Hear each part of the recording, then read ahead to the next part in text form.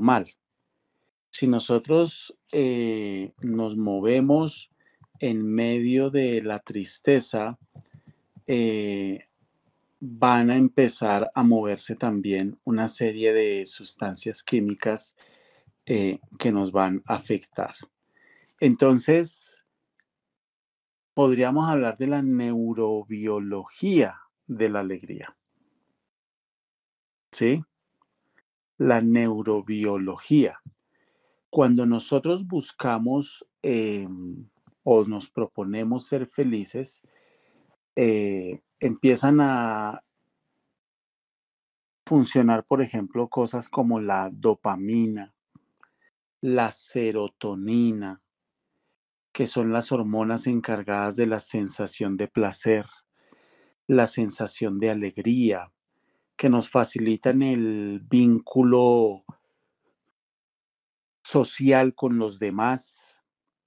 Empiezan a suceder cosas a nivel neurológico muy importantes. Heráclito, un filósofo de la antigüedad, decía con razón: vivir los deseos y agotarlos es el destino de toda existencia. Voltaire también decía: la principal preocupación y la única que debe haber en un ser humano debe ser el ser feliz. En medio de su desconocimiento de tantas cosas de la ciencia, tenían razón, tenían razón. Cuando una persona vive triste y una persona vive desmotivada y es pesimista y vive llena de miedo, se afectan profundamente muchas funciones en el cuerpo. Y una de esas funciones que se afecta es la parte digestiva. La parte digestiva se afecta profundamente. Usted va a ver a una persona que sufre de miedo, le da temor dar pasos aquí, dar pasos allá, toda hora con miedo. Usted no se le haga raro ver a una persona llena de problemas de carácter digestivo, por ejemplo. Pero a nivel neurológico, claro que hay una afectación, ya sea que usted viva alegre o triste, porque hay una conexión entre las emociones, entre lo que sentimos y nuestro cerebro. Y eso no lo podemos negar. Ya la ciencia hoy habla de una neurociencia afectiva. Entonces hay diversos transmisores y redes neuronales que se activan cuando hay eventos placenteros, cuando yo me propongo vivir con alegría, verle el lado positivo a las cosas, a pesar de las dificultades, estoy activando zonas cerebrales que me van a ayudar, me van a proteger. Ahí incluso se habla de opioides naturales, la dopamina, por ejemplo. La dopamina se ha llegado a considerar un opioide natural que segrega el mismo cerebro, que activa componentes de los circuitos de recompensa en la mente. Por eso es, mis hermanos, que hay gente que lucha con eso porque son muy pesimistas, porque su cerebro está entrenado neurológicamente para eso, para ser pesimistas. Están acostumbrados a eso, al pesimismo. Están tan acostumbrados a, a vivir en un estado de negativismo que el cerebro ya demanda el sentir eso. Y por eso encontramos gente que ya vive acostumbrada a una pérdida de placer. Y ojo con esto, la pérdida de placer, que se conoce en psicología como anedonia, anedonia, es uno de los síntomas más importantes iniciales de varias enfermedades mentales. Y eso incluye la depresión. ¿Por qué una persona cae en depresión? Porque ya vive en una anedonia, es decir, le ha perdido el placer a la vida, le ha perdido el placer a las pequeñas cosas. Es la gente que ya no se alegra con nada. Yo escucho a muchos hermanos decir cosas como esas y hacer ese tipo de afirmaciones. Hermana, escucha esta canción. A ver, escúchela, escúchela. Y la hermana la escucha. ¿Qué siente? A mí eso no me produce nada. Yo no siento nada. Eso me da igual. Eso no es normal. Cuando eso se vuelve recurrente en la vida, eso no es normal. Vamos a pasear. Mm, bueno, pues, pues sí. Es gente que pierde la capacidad de emocionarse. Es gente que pierde la capacidad de alegrarse. Es gente que pierde la capacidad de tener chispa por las pequeñas cosas de la vida. Es gente que pierde la capacidad de sentir ese placer, ese gozo, esa alegría por las cosas de la vida.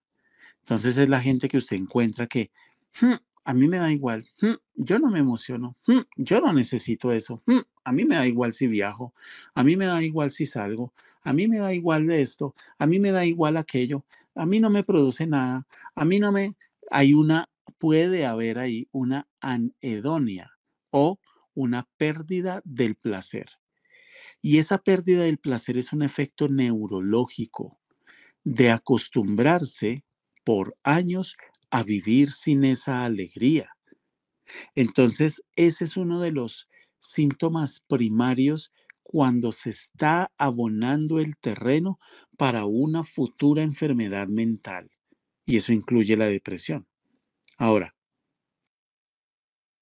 nadie que se considere feliz, que sea alegre, que viva gozoso, puede estar privado del placer.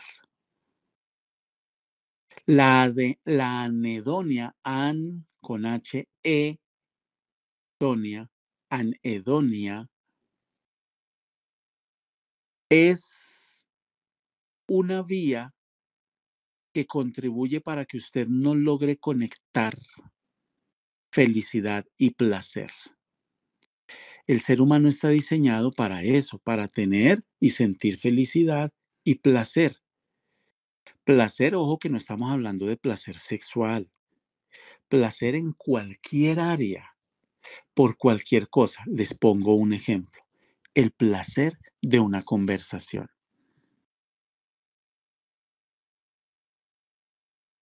El placer de, después de un culto, quedarse y compartir y charlar un rato con los hermanos. Por eso yo estorbo tanto, ustedes me entienden hoy un poquito más, cuando yo estorbo a la gente y les digo, oigan, venga, quédese un ratico, comparta. Yo le invito una empanadita. No, pastor, es que me tengo que ir ya. Es que me tengo que ir no sé qué. Es que me tengo que no sé qué. Es que me tengo que sí. Pero ¿cuál es el afán? Es que vivimos lejos. Es que va a llover. Es que una cosa. Es que la otra. Es que no cerré las ventanas. Es que no lave la ropa. Es que no sé qué. Pero venga, espérese un poquito. Venga, venga. Venga, venga para acá, venga. ¿Qué quiere? Su merced, ¿qué tiene? ¿Qué hay? No, hay empanadas, hay pasteles, hay obleas, hay esto, hay aquí. Listo. ¿Qué quiere, su merced? Bueno, pastor, un pastel y una gaseosa. Listo, tome su pastel y su gaseosa. Y en ese momento, la persona empieza a generar dopamina. Estamos hablando a nivel, su merced me preguntó a nivel neurológico. La persona empieza a segregar dopamina. El solo hecho de acercársele a alguien que usted lo ve así, que es como parco, como seco, y darle un abrazo, brindarle una sonrisa, ya la persona con eso segrega oxitoxina. Oxitoxina. La oxitoxina es una hormona, es un neurotransmisor que favorece el cuidado del corazón, la actividad cardíaca. protege el cerebro de futuras enfermedades. Por eso es que los especialistas, médicos, psicólogos, psiquiatras, recomiendan a una persona que tiene problemas cardíacos que tenga mascotas, especialmente perritos, por la interacción que ellos tienen con sus dueños, porque el cerebro está generando oxitocina. Cuando, si a mí me preguntan, y estoy pensando en comprar un cuarto perro, uy, no, pastor, eso no. Mire, hermano, esto son cosas que se ven con la vejez, con el paso de los años. La salud neurológica, la salud mental, lo que producen los animales en el cerebro humano es increíble, es impactante. Entonces mucha gente vive en un estado de anedonia. Cuando usted abraza a alguien, cuando usted se le acerca a alguien, no solo es un beneficio neurológico para usted, sino que es un beneficio neurológico para el otro. La enfermedad de Parkinson, por ejemplo, y el Alzheimer, que son lo que hoy día ya se conoce como la diabetes tipo 3, exceso de glucosa en el cerebro, acumulada durante años, causan trastornos del afecto. El afecto humano también sufre de trastornos, como la personalidad, como la ansiedad, etcétera. El afecto humano también tiene trastornos, sufre trastornos. ¿Por qué? La anedonia es un trastorno del afecto. Es un trastorno del afecto. ¿Por qué? Porque usted perdió la capacidad de sentir placer. Y este tema, gracias por esta pregunta, señora Marta, es que nomás con esta pregunta nos podemos quedar todo el tiempo. Este tema es un tema fundamental porque le digo una cosa, yo veo en muchos creyentes una anedonia. Han perdido la capacidad de sentir placer. Por eso la persona se empieza a volver amargada y no se da cuenta. Hay cosas que yo me prohíbo. Y yo doy gracias a mi papá que no conoció de Dios, al final de sus días conoció de Dios y fue salvo, pero en medio de su ignorancia de Dios, el hombre tenía una sabiduría natural y nos enseñó muchas cosas. Siempre pongo el bendito ejemplo del paseo, porque eso le pasa a mucha gente. Pero así como se ve en el paseo, cuando usted ya va de regreso, va es de mal genio, va es estresado, van entre el carro o en el bus agarrados, o en el avión ya están estresados por una cosa o por la otra, van pensando es en el trancón que va a haber en la entrada a la ciudad, bueno, es una cosa fea, es algo feo. Y esos son hábitos que tenemos. Y eso se cultiva, esa anedonia, esa pérdida de placer, es algo que se cultiva con el paso de los años. Y debemos tener cuidado porque es que hay una cosa, Dios no es caprichoso. Sean alegres porque sí, sean alegres porque no, no es que tiene una protección muy fuerte, espiritual, neurológica, física, etcétera. Señora Marta.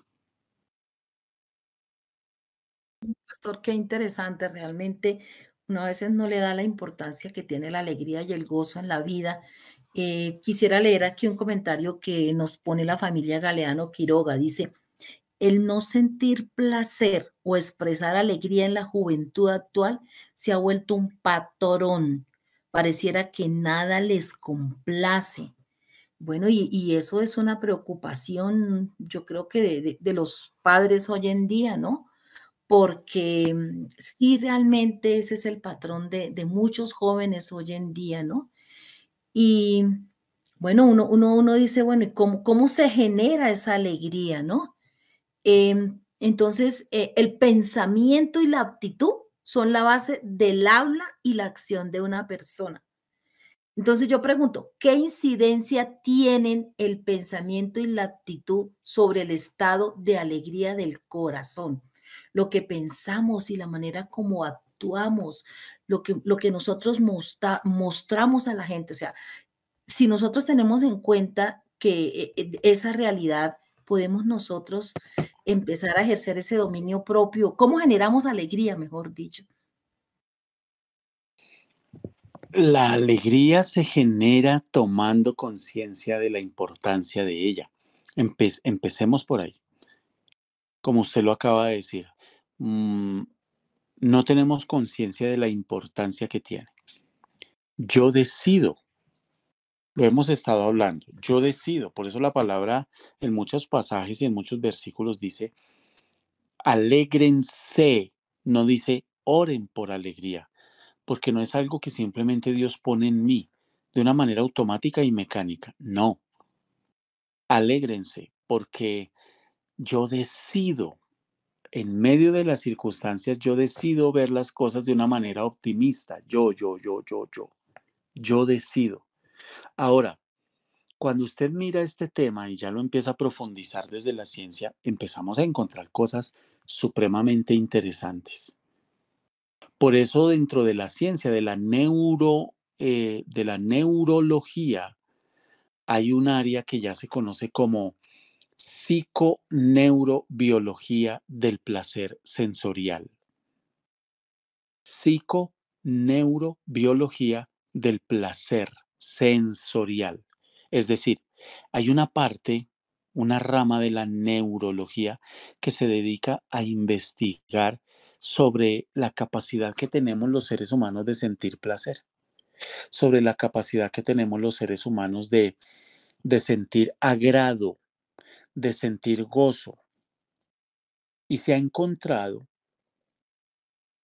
que la anedonia es un trastorno de la capacidad de sentir placer y se da de acostumbrarse tanto a ser tan, ¿cómo diríamos en términos populares, sencillos?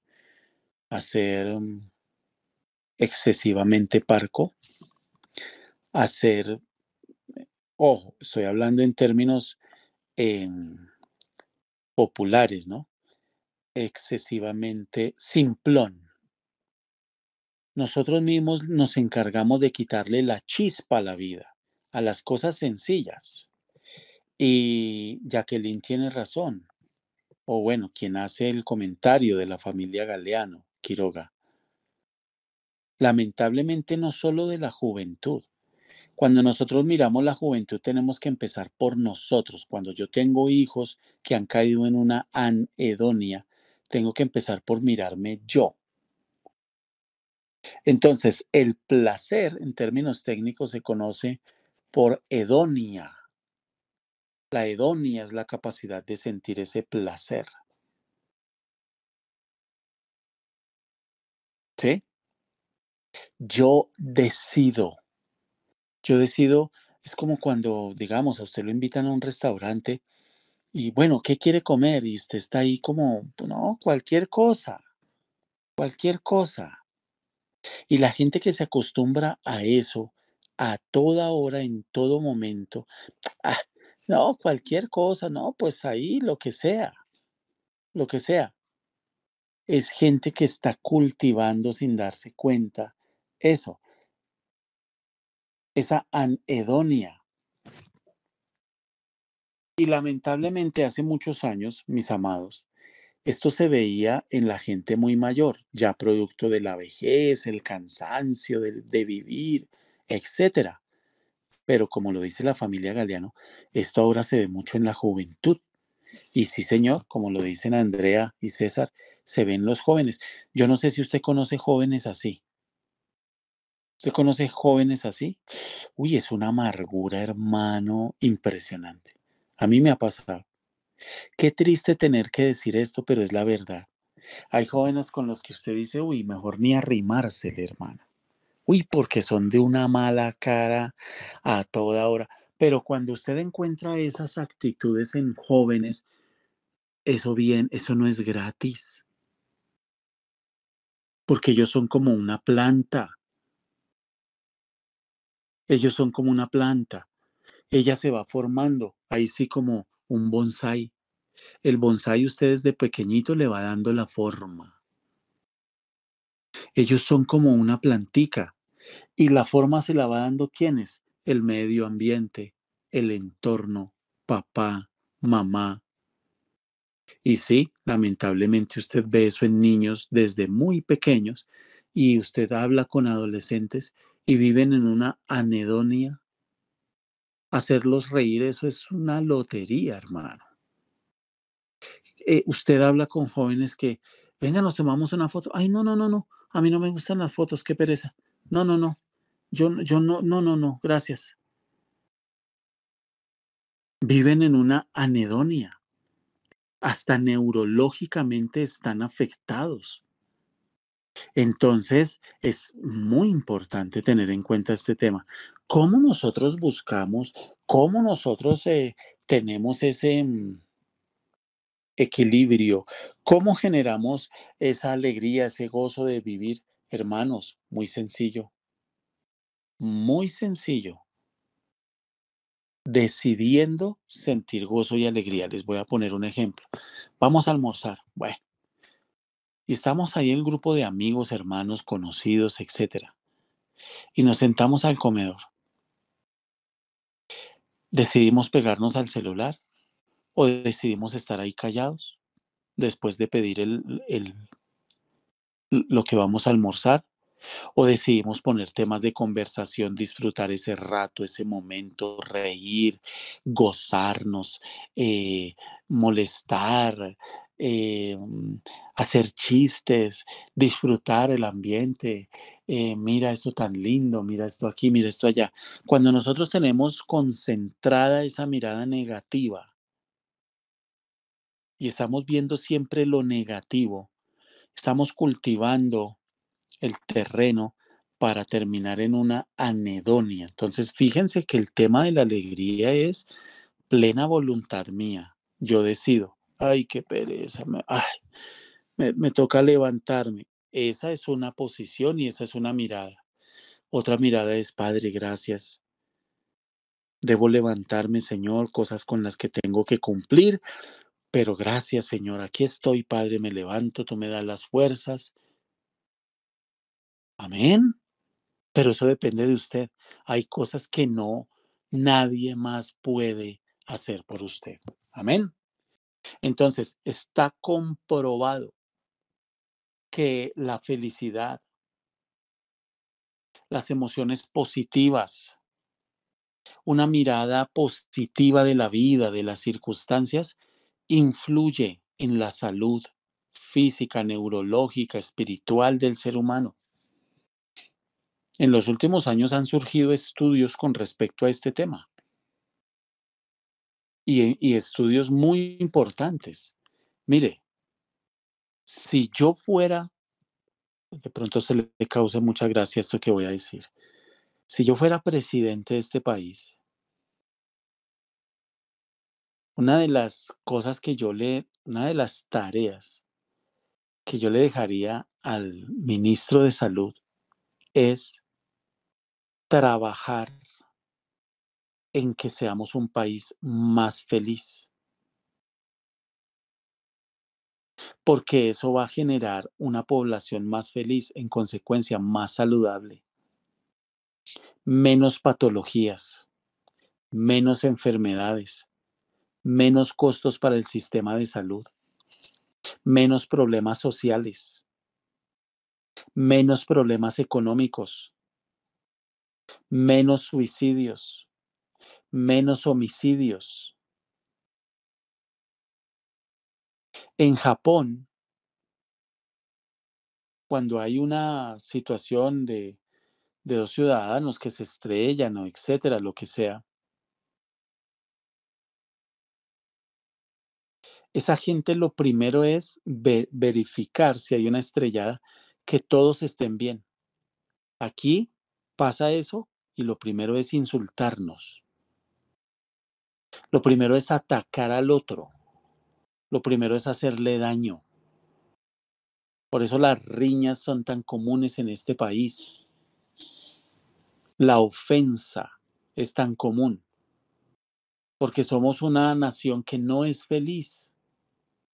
que no cultivamos la felicidad, que no nos han enseñado.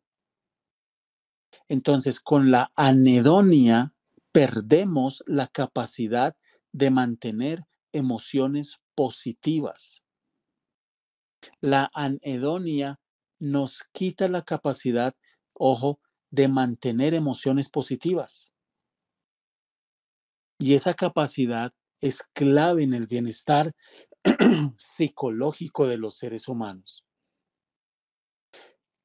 Está demostrado que las emociones positivas, las emociones positivas mejoran la salud física, protegen el sistema digestivo. Mire, una persona que tiene el síndrome de Crohn, una persona que tenga problemas intestinales, una persona con problemas de colon, esas personas se pueden hacer todos los tratamientos que quieran, las cirugías que quieran, hagan lo que quieran. El tema no va a mejorar si no cultivan en su corazón la confianza, el amor, la alegría, la fe, el positivismo. Esas cosas no van a mejorar en la parte digestiva si no se cultiva la alegría. En definitiva, las emociones em, positivas. El síndrome de Crohn es un problema digestivo delicado que incluso puede llevar a la muerte. Entonces, la alegría está ligada totalmente, no es capricho, no es casualidad, que el Señor nos hable de la alegría y nos mande a ser alegres, a ser felices, a buscarle el lado positivo a la vida, el lado positivo a las cosas. ¿Qué día iba yo caminando por la calle y había bastante gente en la calle? Entonces estaba yo mirando ahí con Pato unas mochilas y de pronto yo me volteo y cuando yo me volteo, eh, me tropecé con una muchacha que estaba parada dándome la espalda y claro, yo me volteo y cuando yo me volteé no solo me tropecé, por accidente con mi mano derecha le toqué la cola. Ay, yo me asusté. Yo le dije, señorita, discúlpeme, yo no la vi, estaba de espaldas, estaba a mis espaldas y yo no la vi, discúlpeme. Y ella volteó y me miró tan tranquila y me dijo, no se preocupe, tranquilo. La alegría se ve en esas cosas, en cosas así pequeñas. Me fui yo pensando, gracias a Dios di con una persona así. ¿Qué tal hubiera dado por ahí con una neurótica? Loco, desgraciado, usted me tocó, me manoseó, abusador. Armó un problema. Gracias a Dios no pasó. Pero esa alegría se ve en eso. La alegría se ve en las situaciones cotidianas. Yo tengo que aprender a tener emociones positivas cuando voy de afán al banco a hacer un pago y hay una fila. Ay, Señor, bendito Dios. Y hay gente que con eso ya tuvieron para ponerse de mal genio. Mire, yo no hago fila para entrar a un restaurante a comer. Yo no hago eso. Entonces, si la puedo evitar, la evito, pero si la tengo que hacer, me la gozo también y estoy tranquilo. La alegría ayuda a eso, a manejar las situaciones cotidianas de las maneras más sencillas. Por eso usted encuentra creyentes que viven criticando, que viven atacando, que viven amargados, critican la iglesia, critican al pastor, critican los hermanos, critican una cosa, critican la otra, critican si blanco, critican si negro, critican, todo lo critican, todo lo cuestionan, todo.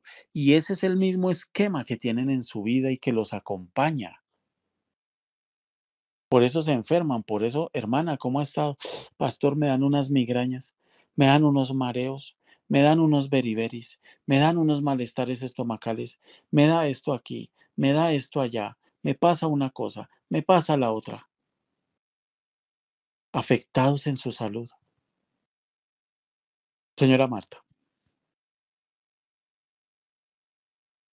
Sí, sí, señor. Bueno, pastor, ahora vamos a una pregunta, porque uno de los eh, mayores, uno de los mayores, como por así decirlo, mandamientos u objetivos que Dios le dio a la iglesia es buscar la unidad.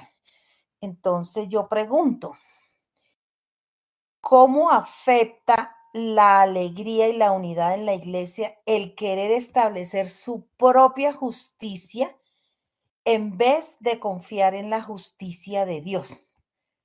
Bueno, entonces cuando uno muchas veces se siente agredido y en lugar de creer y de confiar en que Dios tiene el control de las situaciones, uno trata de como de buscar la manera en que las cosas se arreglen o se haga la justicia de acuerdo a lo que yo pienso. Entonces, eso afecta la alegría y afecta la unión en la iglesia. ¿Qué produce? Porque ese es uno de los mandamientos más importantes que el Señor nos ha dejado como iglesia. Sí, mire, la señora María Eugenia hace un comentario, gracias, muy importante. En Compensar están trabajando mucho con ese tema, con el adulto mayor. Decía la geriatra que el adulto mayor vivía amargado. Gracias, Cuchi, por ese comentario. Mire esto que le voy a decir. Eso refleja la condición y la situación de miles de personas hoy y está generando, si las EPS fueran muy inteligentes, trabajarían más en eso, porque van a evitarse gastos, costos. La gente amargada vive enferma y la verdad sea dicha, hay mucho creyente amargado y hay mucha hermana amargada. Y es la gente que quiere hacer su voluntad y es la gente que termina juzgando y es la gente que termina haciendo las cosas en sus fuerzas y es la gente que termina y pueden amar la iglesia y pueden amar el pastor, pero la manera en cómo ven las cosas ya está afectada como un cáncer afecta, invade, ya está afectada. ¿Por qué? Por esa mirada pesimista y negativa. Esa es la gente que dice cosas como, yo no quiero afectar la iglesia, pero lo está haciendo mi señora. Y lo está haciendo con su manera de ser, con su manera de comportarse. Por eso es que muchas veces cuando usted no está de acuerdo con algo, ¿cierto? Y eso no se ve reflejado en la iglesia, pero eso es el fruto de una vida que está afectada por todo ese tipo de cosas. Cuando usted está afectado por algo, no está de acuerdo con algo, la manera en cómo usted reacciona es fundamental, es determinante. Y el cuerpo de Cristo se ve afectado profundamente por esas cosas. Y Dios nos va a demandar cuentas de todo eso, mis hermanos. Dios nos va a demandar cuenta de todas esas cosas. No es que yo no lo hago con mala intención, pero está afectando, está dañando la unidad, está dañando el cuerpo, está afectando a los hermanos. Hasta gente se puede terminar apartando por ese mal testimonio. Entonces, ¿cómo se afecta? Con división. ¿Cómo se afecta el cuerpo de Cristo? Con resquebrajamiento. ¿Cómo se puede afectar? Con pérdida de almas, porque puede haber gente que se va por nuestras imprudencias, se va porque no somos sabios para hablar, se van porque vamos siendo ordinarios, burdos para hablar, porque damos un mal testimonio. Como me decía un día alguien, pero si no está de acuerdo esa persona con algo, ¿por qué no, en vez de manifestarlo con esa ira y con esa rabia y ese encono, por qué no lo manifiesta de una manera positiva y mira cómo aporta positivamente para que el cuerpo, la iglesia se fortalezca? Pero ¿qué logró con eso? Que se fuera gente triste, gente afligida, gente cuestionándose muchas cosas, etcétera. Se contamina. Entonces, por eso nosotros debemos tener tanto cuidado de no querer hacer las cosas a nuestra manera y de imponer nuestra manera de hacer las cosas. La iglesia se puede afectar gravemente por eso. Y nosotros somos responsables. Ay, es que no es mi intención. No importa. Somos responsables delante de Dios y hay que tener cuidado con eso. Sí, señora.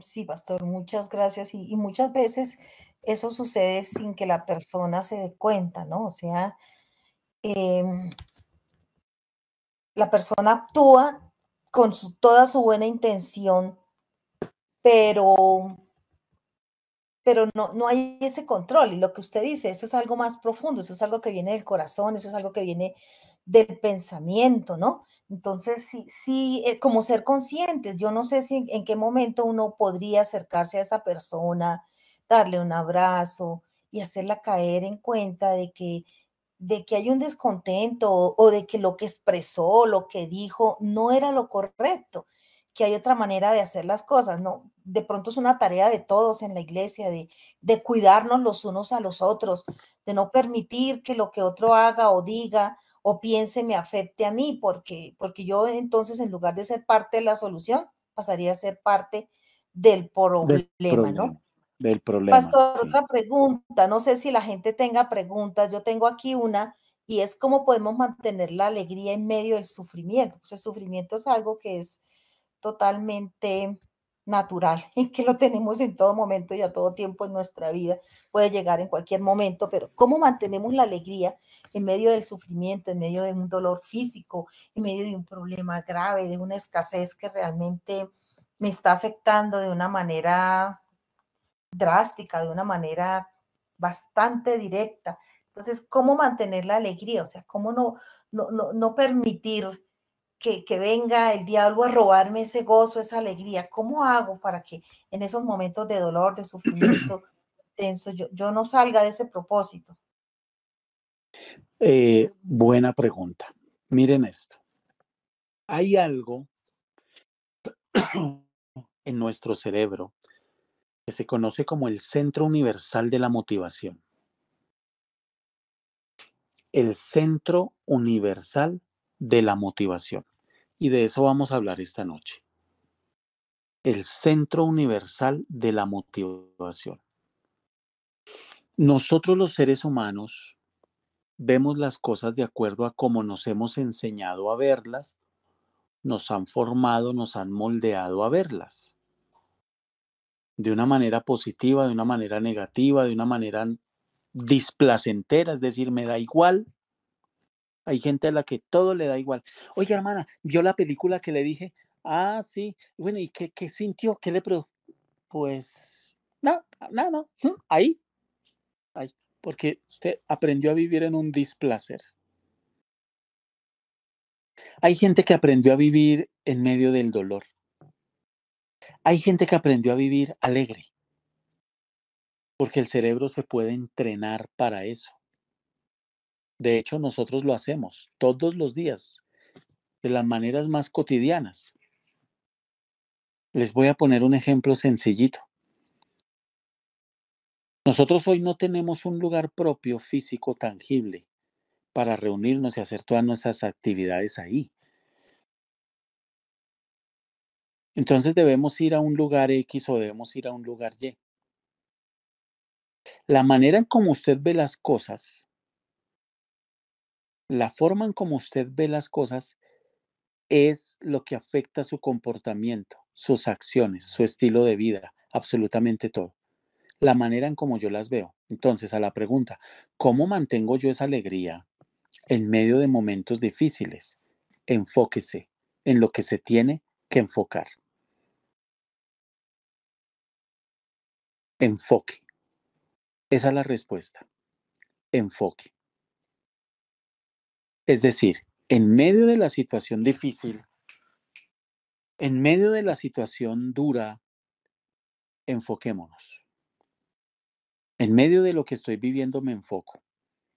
Señor, esto ya pasará. Algo bueno tiene esto. Algo positivo tiene esto. Me enfoco. No me enfoco en ese problema, no me enfoco en esa situación. La pérdida de un familiar. Todo ayuda para bien, Señor. Tú sabes por qué te lo llevaste. Dame a mí la fuerza, no me sueltes, acompáñame.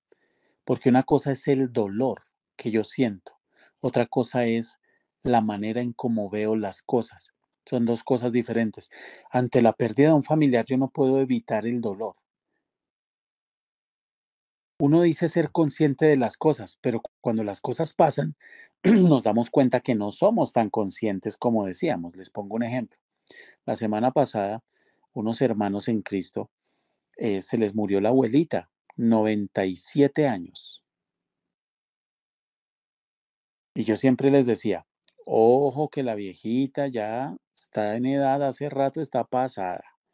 Ojo que, no, pastor, nosotros somos conscientes. No, pastor, hoy están de recoger con cuchara. Hoy están en una depresión terrible.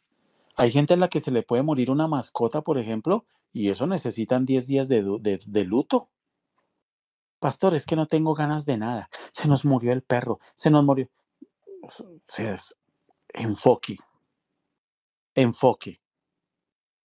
¿Duele? Claro, a mí se me han muerto mascotas, yo sé qué es eso y duele. Sí, he llorado, sí, he llorado.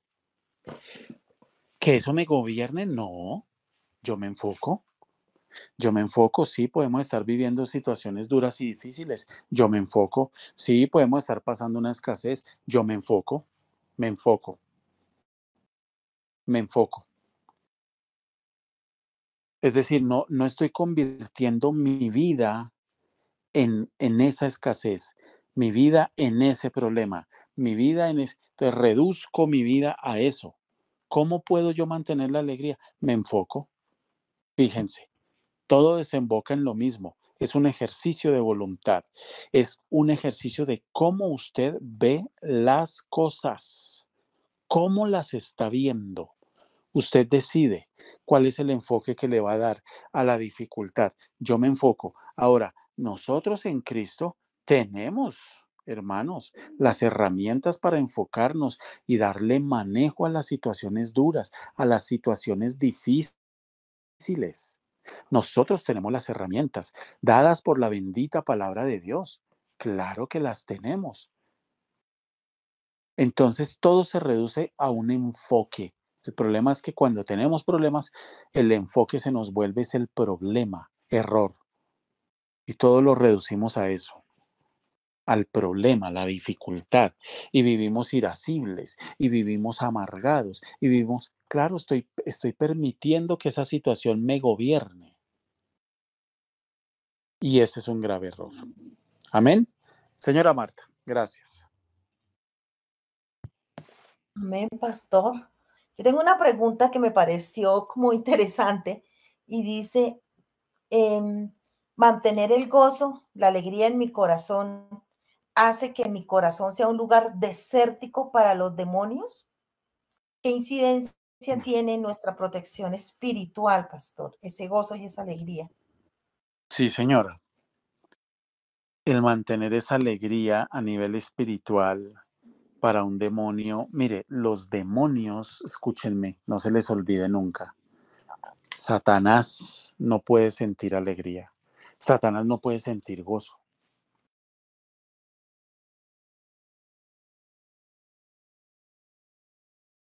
Ellos no pueden sentir gozo.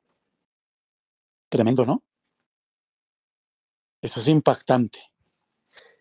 Ellos no pueden sentir esa alegría, ese gozo que podemos sentir nosotros los seres humanos. Ellos no lo pueden sentir y por eso nos envidian. Por eso nos envidian. Entonces, cuando usted es una persona gozosa, alegre, feliz, sí, pueden haber dificultades, circunstancias, siempre tenemos que estar afrontando, pero cuando usted es una persona alegre, feliz, cuando usted es una persona que mantiene ese optimismo en la vida, esa alegría, ese amor por la gente, por los demás, por ayudar, por aportar, etcétera, hermano, usted es un lugar seco para los demonios, porque eso protege, se vuelve un factor de protección. Sí, señora. Bueno, pues muchísimas gracias, pastor.